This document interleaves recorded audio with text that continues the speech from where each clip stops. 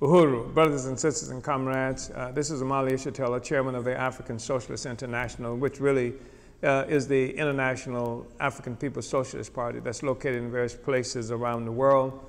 And right now we are really interested in what's happening in Congo, not the least the reason being the fact that we, the African People's Socialist Party, intends to be involved in the struggle there to try and to the extent possible, provide some kind of leadership to the struggle that's happening there, to unite with our brothers and sisters in this ongoing tussle. Really, it's one that's been going on since Belgium first colonized our people there in Congo. And I think that the struggle that we're looking at now has its immediate origin in the end of direct and formal colonial domination of Congo by Belgium that resulted in this election in 1960 that resulted in Patrice Lumumba becoming the first elected prime minister of Congo. Of course,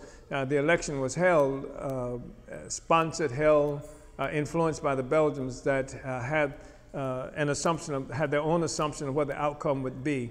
That outcome was to be white power in blackface. They had assumed that they would continue to control all of the resources in Congo, and that an election would simply legitimize that by putting African management in charge of what effectively was white colonial domination of Congo in terms of the resources, even the military and the state apparatus itself. Patrice Lumumba's election challenged all of that, because while the elections from the perspective of the bourgeoisie, not only in Congo but around the world, serves the purpose of actually protecting the system. It is the vehicle through which different sectors of the African petty bourgeoisie, in this case, could contend non-violently. That's the objective for control of the neocolonial state that served the purpose and the interests of particularly the Belgians, but other imperialist forces. And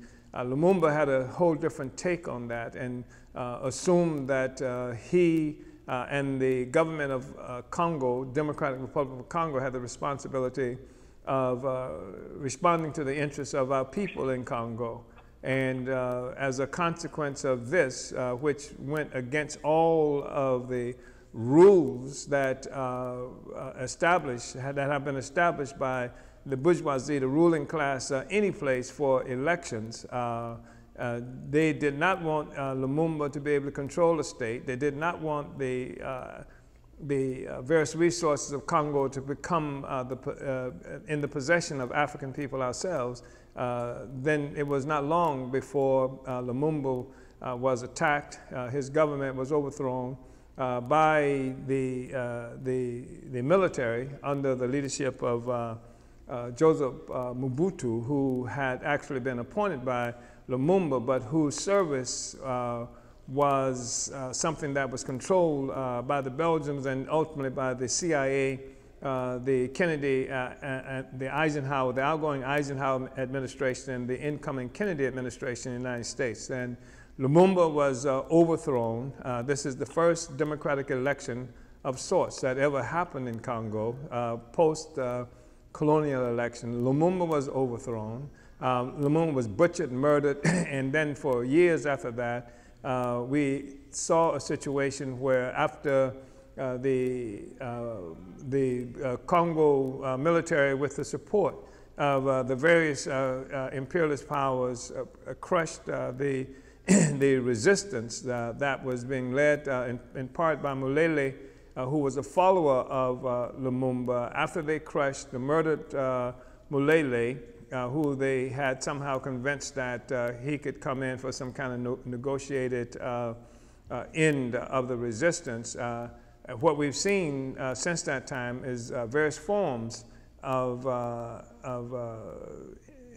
neo-colonial domination. For the longest part, it was done by Mobutu, who became one of the richest men in the world because he was paid well by the Belgium and other imperialist forces for opening up the door, maintaining an open door to all of the wealth of the Congo for the imperialist powers. So now we see through years of struggle, through one past election where the government, the person who was president, in this case, Tshisekedi was, not Tshisekedi, but Kabila, Laurent Kabila was assassinated, and the person who was supposed to be his son was put in power after that.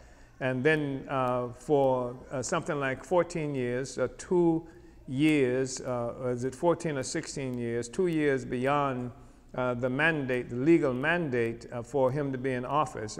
They hated Joseph Kabila, finally was pressured into having elections by the outrage and mobilizations, demonstrations of the masses of our people in Congo. Subsequent to that, what we have seen is a rigged electoral process. And this election was held on December 30th. And subsequent to that, we've seen a rigged election process that has resulted clearly in an outcome that has no legitimacy at all, and someone who had made a deal with Kabila ascending to the role of president of that country.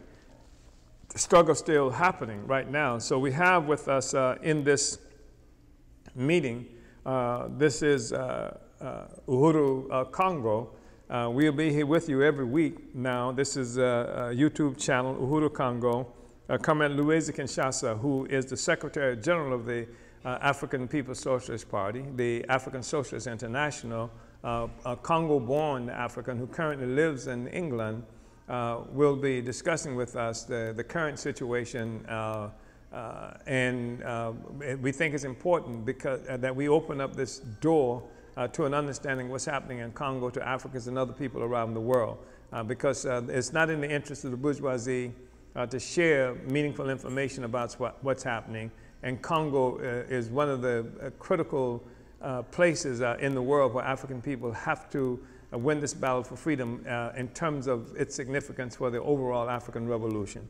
So having said that, I want to introduce Comrade Luwezi Kinshasa, who is the Secretary General of the African Socialist International. Uhuru, Comrade Luwezi.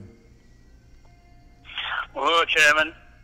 Thank you so much for the overview. This is a very unique overview because I've been listening to a lot of documentaries and TV programs, things like that. This is the only program where the Mumba or the Mumba's significance basically is a part of the equation. Everything you have seen on a TV or radio, they just wipe out the Mumba completely altogether. Nobody goes deeper in history to go to the truth, to the beginning of the crisis that is exploding in the Congo. So I just want to thank you for that.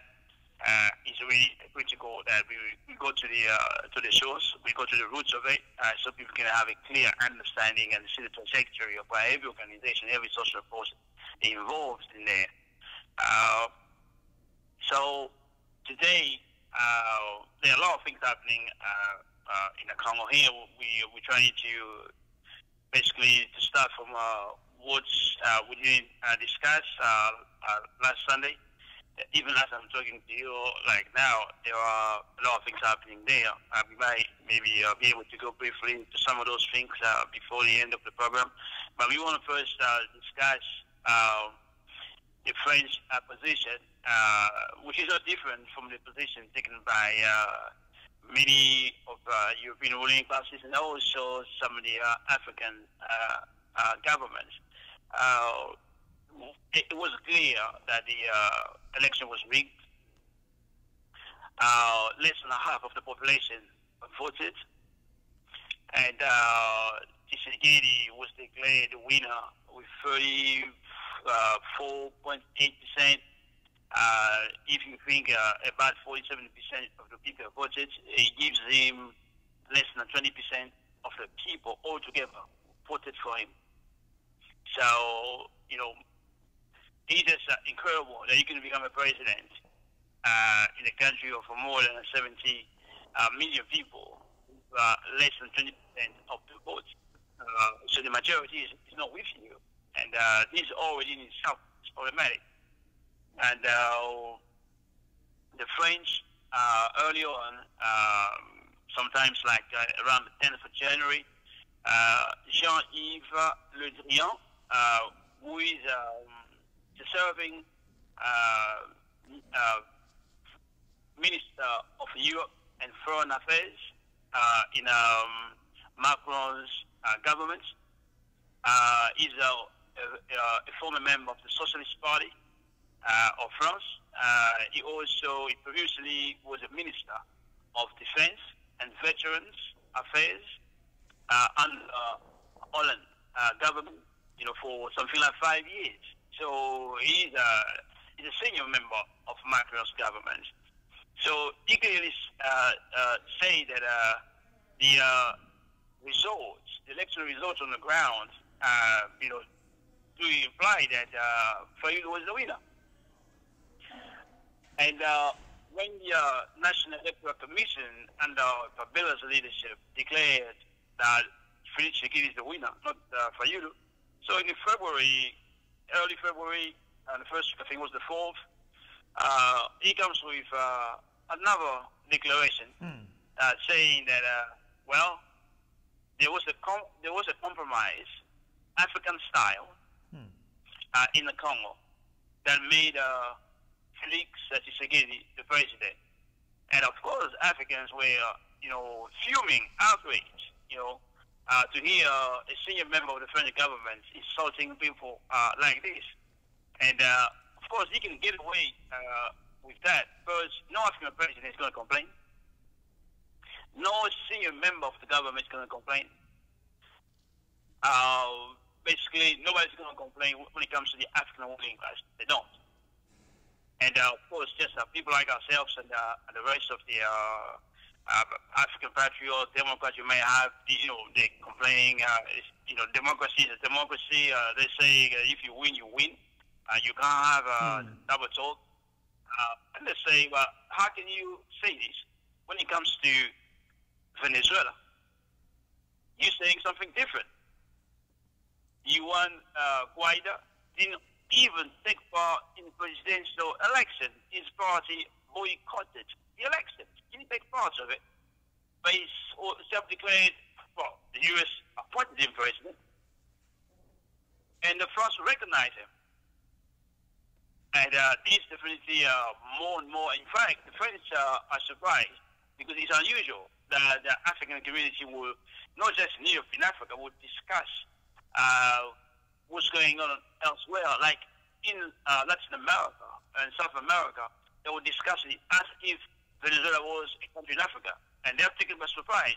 I was listening this morning to your French, to African journalists talking about Venezuela, and they say definitely many African countries in the continent, basically, they're discussing Venezuela, and they are appalled by French double talk.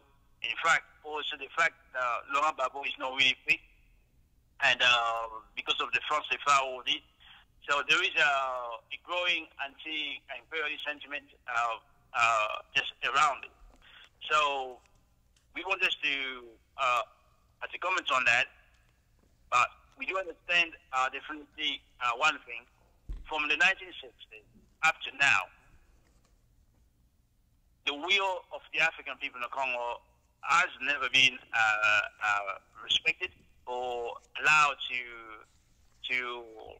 go to its full destination, basically, to allow whoever won elections to be the president. And what is worse, even as it is the case, the candidates are clearly elements of the African petit bourgeoisie. Whoever wins, revolutionaries are not going to power.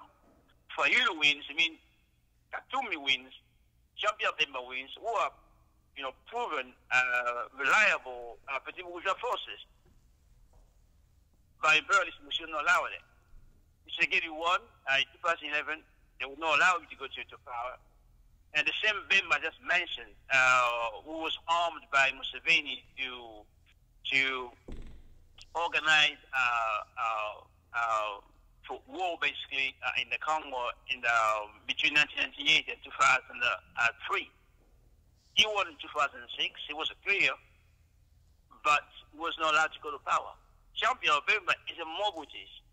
You know, if someone has proven to be a reliable petit bourgeois force, readily submit to imperialists. In fact, they locked him up in what do you call it? In a ICC, International Criminal Court in Holland for 10 years because they said his troops committed crime in Central African Republic. And he comes out, he's no thanks or against imperialism. He does not make any statement against imperialism for locking me up. He doesn't say anything. He just go along with whatever decision they have taken.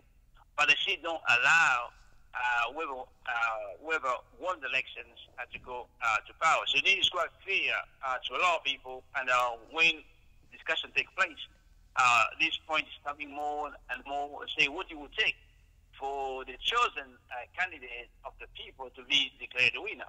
And that takes us to the question of the state. Who controls the state? And in Africa, generally speaking, in the place like strategic, like the Congo, there is a lot of fear that the masses, once the will of the masses is allowed to express itself, and that the candidate to go to power, and people, imperialism, particularly that African bourgeoisie, just in the Congo, but across the continent, are concerned that this might lead to the radicalization of the African working class and the poor peasant, not just in the Congo, across the region. When you look at it, look at Rwanda. The change in the Congo, it's not good for Rwanda because Kagame just changed the constitution so he can stay president forever. So he's going to be there for another 34 years. But from what I heard, people are saying, yes, Kabila just gone, wait, Kagame can't go. And you go to Uganda, Museveni is there, he changed the constitution so he can be a candidate, forever. And when you go to Congo, Brazzaville, he also changed the constitution. That's Denis Sassou Nguesso. So he can be a president forever there. And you go to Gabon, which is not that far, it's just less than 1 hour flight from Congo.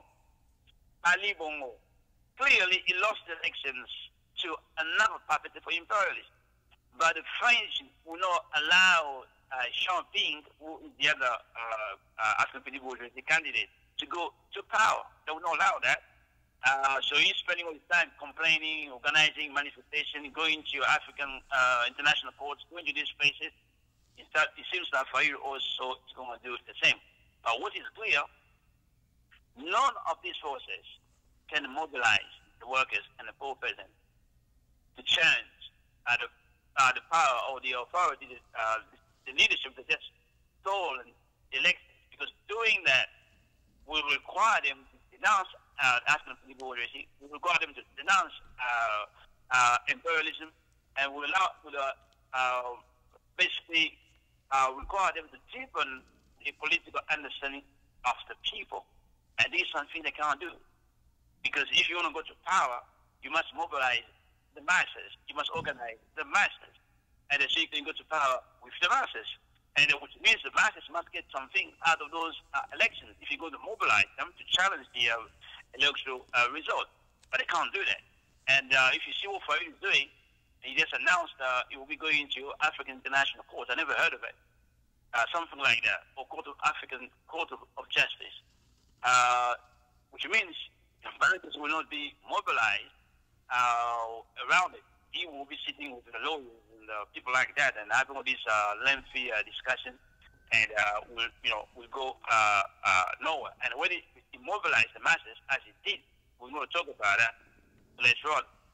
It has no meaningful demand that will mobilize the masses so the masses can get more involved in this process, knowing that this mobilization is around the satisfaction of the needs of the people. So nothing like that is happening. So from our perspective, we're clear that democracy is a form of state. So we do understand that the democracy that will serve the people is inseparable with the need to overthrow the petit bourgeoisie neocolonial state. There is no way we're going to have democratic life that allows the workers and the poor peasants to be in the center to decide what's going to happen without seizing the state. The workers have to be organized, mobilized, educated, trained to begin to see themselves as the governments in waiting. So preparing ourselves basically to go as a government, which means we need to have a state to protect our government, to protect our institutions, to protect our programs and things like that, and to be ready for the counter-offensive of the African bourgeoisie, but also to be ready before the revolution beyond the borders, because no illusion about it, all these elections seems to be like in one place, in one country, but in reality, the African bourgeoisie is together. From Kabila to Fayulu to Kagame to Museveni, to all of them, they are together. If that's what when they meet the AU, they discuss how to maintain power in the hands of the African bourgeoisie. They don't discuss how to make Africa free, independent, united, and powerful in the world. They don't do that. So I just want to say those couple of things. Which basically exposes French imperialism and deepens the crisis of imperialism. As Africans, they want basically the truth to prevail, and the only way for that to prevail is to bring the masses of workers and peasants into revolutionary process. You see the election as a part of the workers and peasants winning power. Yeah, we do need power, Comrade Luwezi, and I think it's important what you said is that using this electoral process that has been established by the African petty bourgeoisie, I mean, people demanded that elections be held, and even the imperialist powers united with that demand, pushing Kabila to finally hold an election, even though it's 2 years after his mandate has ended.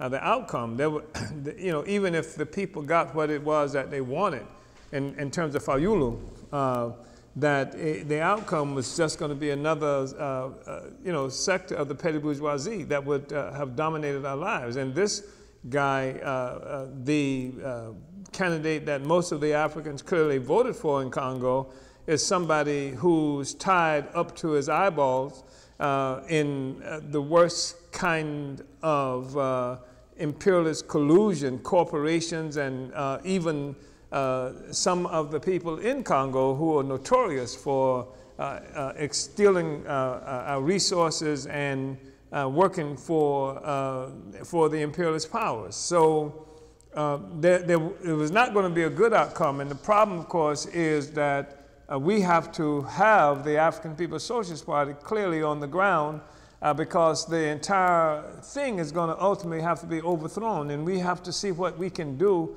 to introduce revolutionary science into this discussion, because the masses continue to be in motion in Congo, as in so many other places on the continent of Africa, as so many other places in the world, but they are in motion without the benefit of their own revolutionary party that would result in the African working class, the toiling masses, destroying the power of the state, which is an extension of imperialist power. The power in Congo is an extension of U.S. imperialism. It's a projection of the power of the imperialist forces. So I think it's important that we keep this before the people, but we really going to have to call on our brothers and sisters in Congo to unite in building the African People's Socialist Party, unite with the African Socialist International, because finally we will be able to have all kinds of mobilizations, demonstrations, fighting against these regimes, killing and getting killed in the process of these mobilizations or manifestations. And when we win, the only thing we win is for the right of another sector of the African petty bourgeoisie to preside over the neo-colonial state. And we look at, here's France. I think it's appropriate to talk about France and how initially France cast doubt on the outcome of the election, and then then in a very short period decided that this crooked, rigged election is an African-style election, which is a horrible insult to Africa and to African people everywhere. And then the same France that has involved itself, united with the United States government in an attempt to overthrow the government of Maduro in Venezuela, the same France that's faced with the serious kinds of contradictions in France itself as French workers and middle class from right and the left of making serious battles because of the growing immiseration of the French population. And, you know, that's one reflection of what it is that we are looking at in France, and the Italians that are Italy attacking France in its own interest, claiming that France bears a big responsibility for black people coming to Italy, where they are beaten and tortured and what have you, but saying that Africans are coming to Italy France plays a big role because it's looting Africa and driving the people to desperate state. And it just, the point is that Africans have to make our own revolution under the leadership of our own party. There is not going to be a solution that can be helpful until and unless we do that. I think we have to say that. That's the absolute necessity. Otherwise, we'll be doing this again next year and the next year and the next year and the next year forever without, you know, coming up with a meaningful explanation. Yes, and that's absolutely correct. Revolution has to be definitely promoted as the urgency of a necessity, and also has the only a solution. The same way the African plan, the African Socialist International, has to be promoted as absolute necessity, and also has the only solution for placed African workers and peasants, for all the poor people, all its people who are fed up, not only fed up, who just can't see any life, any future at all. Revolution is really at the beginning of anything that will be meaningful for change, because imperialism, you just look at the level of atrocity in the Congo, in Sudan, in Somali, and other places. Just a level of atrocities. That's definitely a statement of imperialism, that it will not hesitate to do anything to maintain itself at high expense. So when you look at that, at those atrocities, and those who are committing it, and those in African hands, who's carrying the policies of imperialism. Here I'm talking about the African people bourgeoisie, who has enjoyed the fruits of neocolonialism. They have enjoyed this lifestyle. They have enjoyed these mansions, private jets, you name it, private yachts, all these things they have at the expense of our future.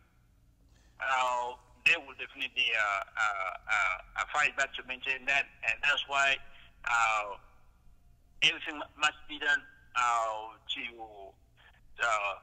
not just talk about the necessity of making the revolution, but I know a lot of people don't like to talk about the necessity of the struggle of ideas, of philosophy. You just want to reduce our struggle to practical relief.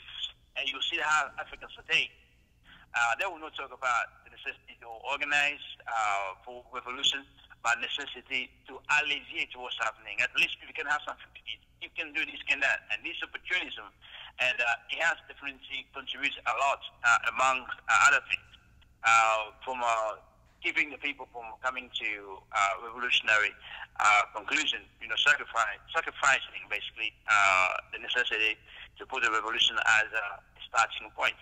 And the other point is talking about Italy. Italy is not like a neutral force or something like motivated by benign intentions. Italy is one of the thieves in Africa. You see one of the major oil corporations in Africa. Italy is one of them. It's called ENI, E-N-I. That's the Italian corporation. You will see them everywhere in Africa. Because of Italy's size, just like Japan, they're in Africa. They seems to have like a low profile. You know, you see the U.S., you see the French company, the British company, but people fail to notice Italy is there, Spain is there, Japan is there, people like that. And Italy is definitely one of the major oil corporations in Africa. Yes. So they don't want to have Africans go to Italy. They don't mind getting our oil and all other products. You know, you don't want Africans, get out of Africa. It's as simple as that. Don't. So you were yeah, you were pointing out that Shabala, who was an outgoing prime minister, yes.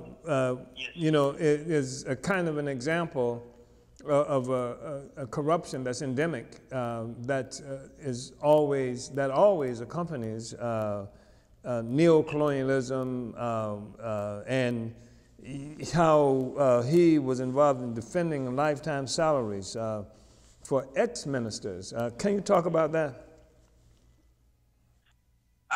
Who is Shabala, and what? Bruno Chibala is a former senior member of UDPS when Etienne Tshisekedi, the father, was alive. He was in his cabinet. He was like the inner circle, like people like you consider as loyal to Etienne Tshisekedi. And after the death of Tshisekedi, he was among the first to leave UDPS and to become a prime minister of Joseph Kabila. That's an incredible story. When people heard it, they say, "You're joking. You're talking about Bruno Chibala, prime minister of Kabila?" Yes. Same class, same opportunist. And in fact, they recruited him when he was in prison. So they got him out of prison, and a couple of weeks after, he was appointed prime minister of Joseph Kabila. And that is the way Kabila and his entourage, or his government, they've been working on the UDPS to get cadres from UDPS, because they bring the prestige, the cover of a UDPS into their discredited government. And in the same time, also, they weaken the UDPS. And he was not the first one. You know, he wasn't the last one. Because before him, another person called Sami Badibanga, also a senior cadre of the UDPS, was prime minister. So basically, in 2 years, I think it was 3 years, in 3 years, Joseph Kabila had a succession of 2 prime ministers, both of them straight members, inner circle, senior members of the UDPS. So the opportunism of the UDPS is just, you know, outstanding. UDPS is where all the opportunists seems to go first to get credit that they are members of the position. People have to realize that what the people that they have done under the leadership of Etienne Tshisekedi, they have transformed the struggle for national liberation to a struggle for election, something like that. So any opponents to Kabila, it doesn't matter how opportunist he was, how bad his profile was, what they seek to do, come to the UDPS. And since the UDPS has been the largest neo-colonial party with a mass base, so you have the top, you have the petit bourgeoisie, and rank and file, ordinary masses, workers, peasants, just ordinary. Everybody, every family in the Congo seems to have somebody in the UDPS as a member. So, and it's the only national organization, up to the election, it was the only national organization in the Congo.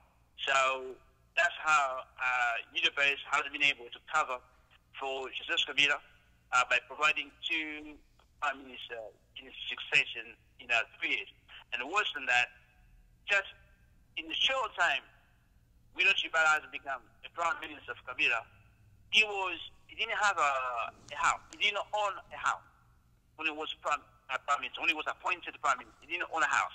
Everybody knows where he used to live in Kinshasa, in a district known as Lemba. He used to rent a house there. Of course, what he did, he didn't just buy a whole house. He start buying houses and building high-rise houses in no time. So you can, I mean, it's so open, you know, the corruption, the arrogance to display wealth when everybody knows it's stolen money, it's stolen wealth from the people. Everyone knows, everyone can see. Even a journalist, his name is Peter Chan.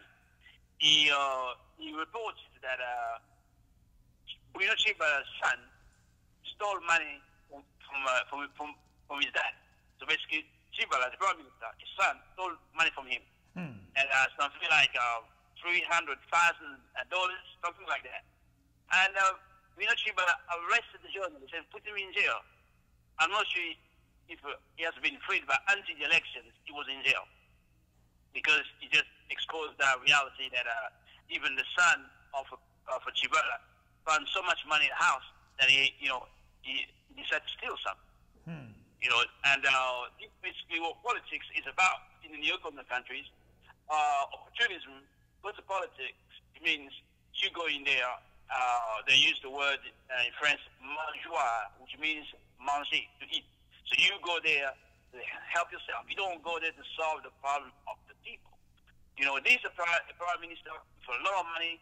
He stole a lot of money, millions and millions of dollars he has. But before he quits at the office, because the elections, you know, as decided,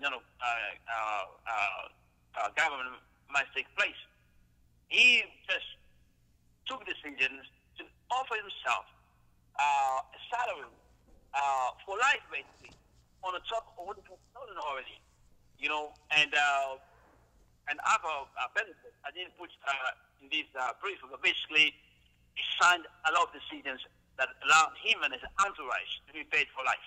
You know, $1,000 every month. When everybody is just catching hell.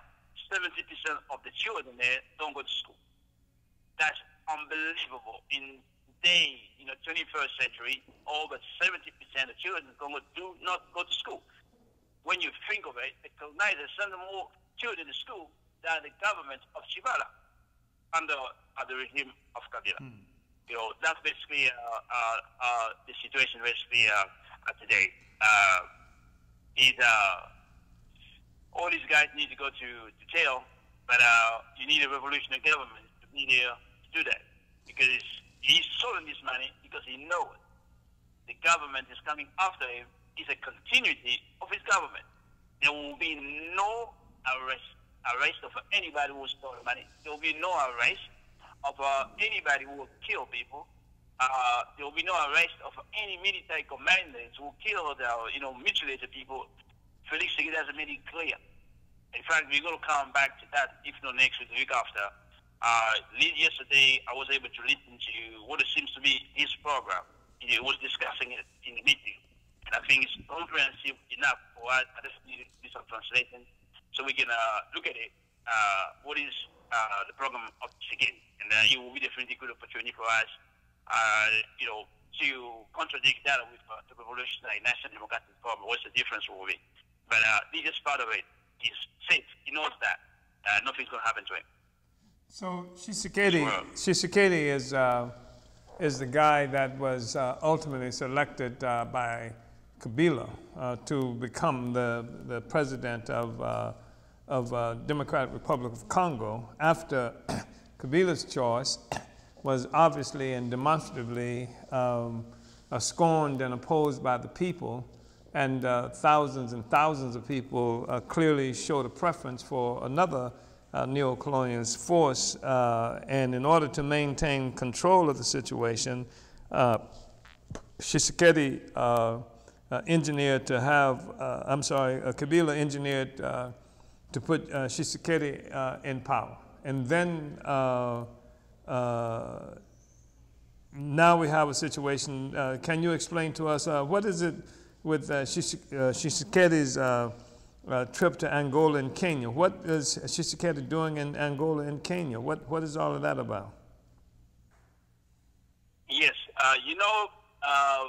the inauguration of the presidency of Felix Tshisekedi last month, only one president attended. Only one. Only one and president. That was Uhuru Congo. One president. Period. From around the world, yes, only one attended. Yes. Okay, the inauguration. Yes. Okay. Yes, just Kenyatta. And remember the agreements between Felix Tshisekedi and Fidel Kamere to create their own alliance against the alliance that just left in Geneva was done in Nairobi. It was basically under the patronage of Kenyatta. So Felix felt obliged to go to Kenya and say thank you to Kenyatta. But also, Kenyatta is a businessman. He owns a lot of companies. His family owns, I think it's the wealthiest family there in Kenya. So he sees the presidency, the weakened presidency of Felix Tshisekedi as also an opportunity to extend his business in the Congo. Because people have to remember, Zimbabwe has business in the Congo, in diamonds, in the other industry. That was the deal Mugabe made with Luwezi Kabila to support him when the U.S. decided to overthrow Luwezi Kabila. So Mugabe sent troops there. So he has business there. And South Africa has been the host of the government of Luwezi Kabila, basically discussion. Basically, when Mobutu was in power, discussion took place between Mobutu and the Luwezi Kabila group, sponsored by the United States. And it took place in South Africa. From that time, South Africa has always been the host of negotiating world governments or what kind of arrangements to be made between between sections of the African bourgeoisie in the Congo. So they have also businesses, in the Congo. Zuma's nephew has businesses in mines, their own mines in the Congo. And these are also the energy question, which South Africa depends on.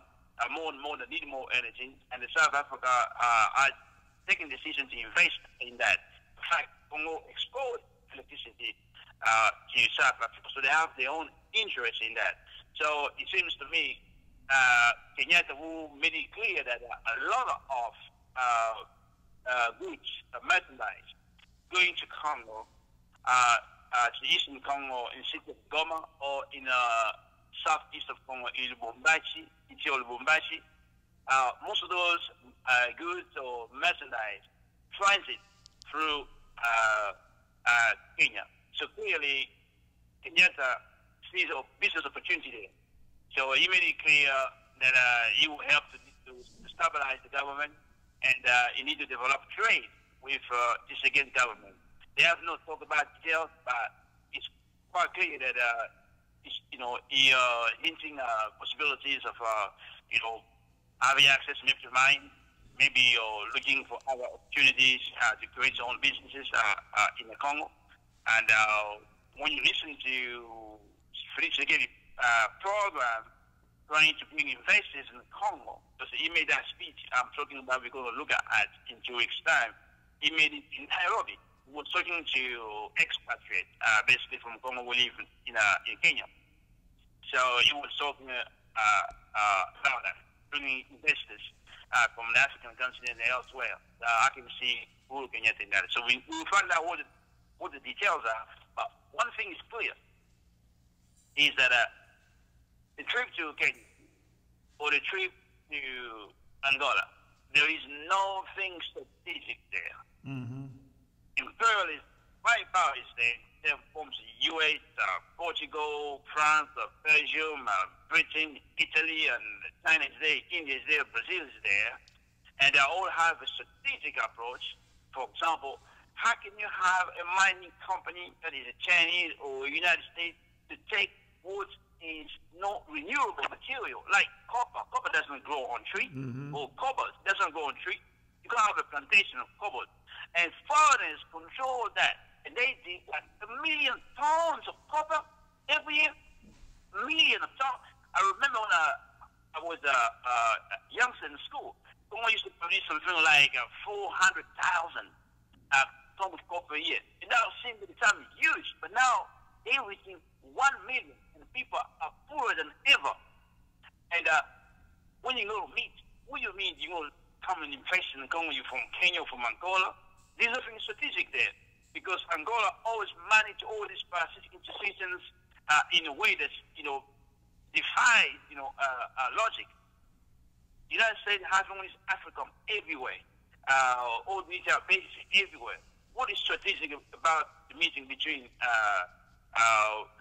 Joao Lourenço of Angola and the Tshisekedi from Congo and Kenyatta from Kenya? Nothing strategic. They're talking about enriching themselves. They're not talking of challenging imperialists, of uniting Africa, or having one African market, or having even one African company on a strategic mineral so we can control and fix the price. They're not talking of unifying Africa by building a network of roads, anything like that. They're just talking of becoming the next big guy, having a new place to enrich themselves. Nothing strategic. It's a betrayal to see them sitting there talking and laughing when Africa's catching here in the most serious way. And these guys just there meeting and wasting our time, and it's just deplorable. It's terrible. So there's nothing strategic there.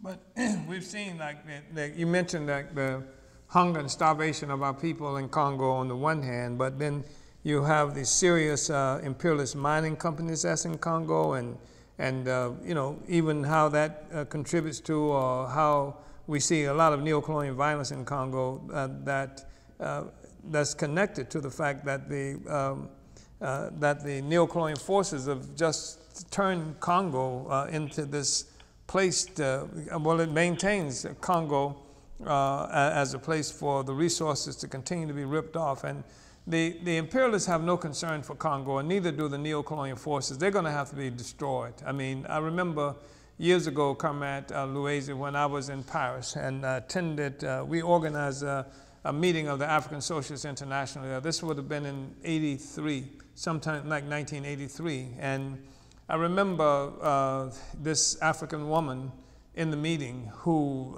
declared that the neocolonialists are going to have to be destroyed. And she says, physically, they're going to have to be destroyed.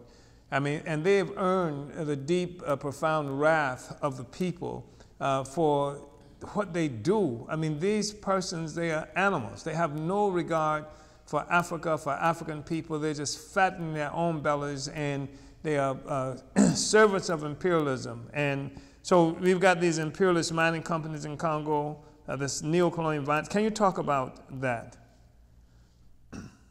Yes. This is a part of basically a process I want to develop. Because every time you watch the TV, you read the news, you see African faces, the face of African children starving, catching all these, horrible pictures you see. And sometimes they mention, people just, we depend on, on oil to survive in this country, or we depend on gold at that place. That's it. People have no idea. Where does that oil go? Where the gold goes? What happens to the gold when you leave Africa? Where does it go exactly? What they do to it? So these are basically part of that process. By this stage, what I want to do basically, just let people know you have physical companies with real names. They're coming from real places. They are located somewhere in the world. Who are responsible for our misery. Who are responsible for all the wounds you see in Africa, who are responsible for the care every single African child is catching around the world. Because I'm here in London, I see black boys, black girls, just in the table state. And I have to walk on the street knowing that Ghana pays $21 billion every year. It's on the Ghana government website. And I see these kids have nothing. And being arrested by the police or forced to sell drug, things like that. It's 21 billion, and that's nothing compared to what France gets from us just by controlling the France 400 to 500 billion dollars. That's an enormous amount of money. And now, these are the companies I have in front of me. Africa Resources is from Vancouver, Canada. They specialize in stealing our copper and cohorts. and they have a market capital of $45 million. And there is like a principal, the director, Tony Howard. He's the president and CEO. You know, they give you his address, and how many Africans know the name of this guy or his face, where he lives, how his family lives, at our expense? How many Africans have heard of him? So we need to get Africans, so we need to know who are the oppressors, and get the faces, talk more about the companies and what they're doing for our wealth, what happens with African roots leave Africa. So that's one company. Another one, Afrimex, location, Wembley, England. They specialize in coltan and cassiterite. These are minerals used in the mobile phone and things like that. And they give you the name of some of the directors. Keaton Quotation. D.D. Keaton Quotation. It seems to be a couple or brothers, I don't know, sisters. They are the directors. And the address of the company, Kingswood Road, somewhere in the Middlesex, in the United Kingdom. Most Africans never heard of these guys. And there's a connection between those companies that are looting Africa, looting Congo and Africa, and the wars that we see there, with the disease we see there, with the rapes we see there. There's a connection, direct connection. This other company is known as A.H. Knight in England, and it seems that the name of the owner is also Knight. And they give you the address, but they don't give the capital they have. I'll take another company. There are a lot of them. So I'm going to take this one, AM Minerals and Metals, based in London as well. They're trading and manufacturing of non-ferrous metals and chemical and parts. And they're specialized in tungsten. Tungsten is also a key mineral used in the mobile phone. Molybdenum, tantalum, that's another thing goes on mobile phones, coltan. Is a part of that. Niobium, tin, antimony, thallium, and cobalt. All these minerals, when you think of high-tech, anything high-tech, advanced technology, you think of these minerals are just right to you. Tungsten, molybdenum, tantalum, niobium, tin, thallium, cobalt. And these is also in the UK. They give you the name of the general manager, Christopher Block. As I said, most of the Africans never heard of this guy. And I'll take another company. He's England. I go to a company that's well known, Anglo-American. Of course, they have an office in South Africa, in the US, other places, but here, the office in London is put there. And they put their total assets in 2007. They had like 44.71 billion. The chief executive is Cynthia P. L. And the chairman is Mark Moody Stewart. These are the people, basically, the real faces of imperialism in the Congo. Anvil Mining is a big company from Australia and Canada. And they put total asset 688.7 million, and they give you the name of the directors. So we can take more company. This one is the Cabot. I'm not sure you pronounce it this way. Cabot Corporation is from the United States, Boston, in the U.S. They specialize in carbon, black, fumed metal oxide, and tantalum. So you heard that word again. Tantalum is a mineral they get in the Congo.